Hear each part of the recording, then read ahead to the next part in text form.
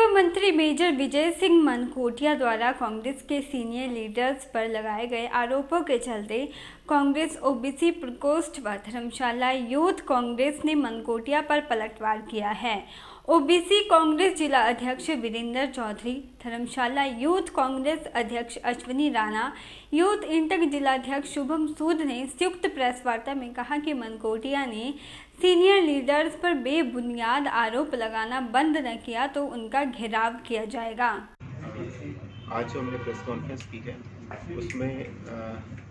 Major Vijay Singh Mankotia जी ने पिछले कल जो कांग्रेस पार्टी पर और हमारे वरिष्ठ नेताओं पर जो आरोप लगाए थे, झूठे आरोप जो लगाए थे, उनका जवाब देने के लिए हम सभी लोग यहाँ इकट्ठे हुए थे।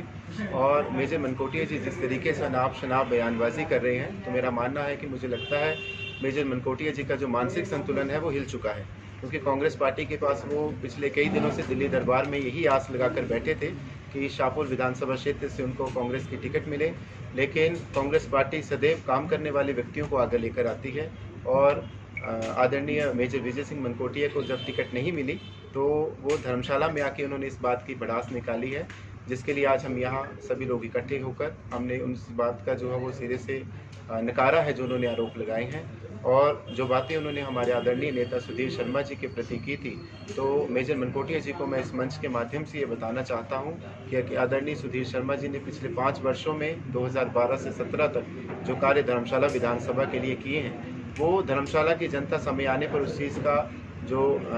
बखान है वो करेगी, जो जवाब है वो भी दिया जाएगा। और मेजर मनकोटिया जी धर्मशाला की जगह मुझे लगता है अपना चुनाव क्षेत्र, वैसे रहने वाले तो वो कांगड़ा के हैं, राजनीति करने के लिए शाहपुर और धर्मशाला घूमते रहते हैं। आप अपने विधानसभा क्षेत्र को संभालें और अगर आपने काम कुछ किया होगा, क्योंकि अभी तक तो मुझे कुछ नज़र नहीं आता उन्होंने शाहपुर में क्या किया है, लेकिन फिर भी अगर उन्होंने कुछ काम किया है तो आने वाले 2022 के चुनाव बहुत नज़दीक हैं। आप चुनाव का पर्चा भरें, चुनाव लड़ें, जनता उसका जवाब देगी।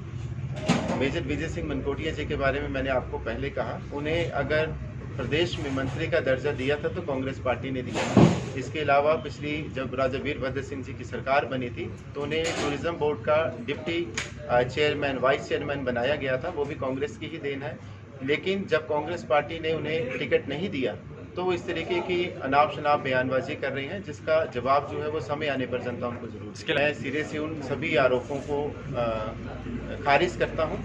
वो सभी आरोप जो है वो झूठे आरोप हैं और अगर उनके आरोपों में इतनी ही सच्चाई है तो वो प्रदेश के उच्च न्यायालय का दरवाज़ा खटखटाएं और अगर ये बात सभी सच होगी तो न्यायालय उसमें काम करेगा, पुलिस उसमें काम करेगी।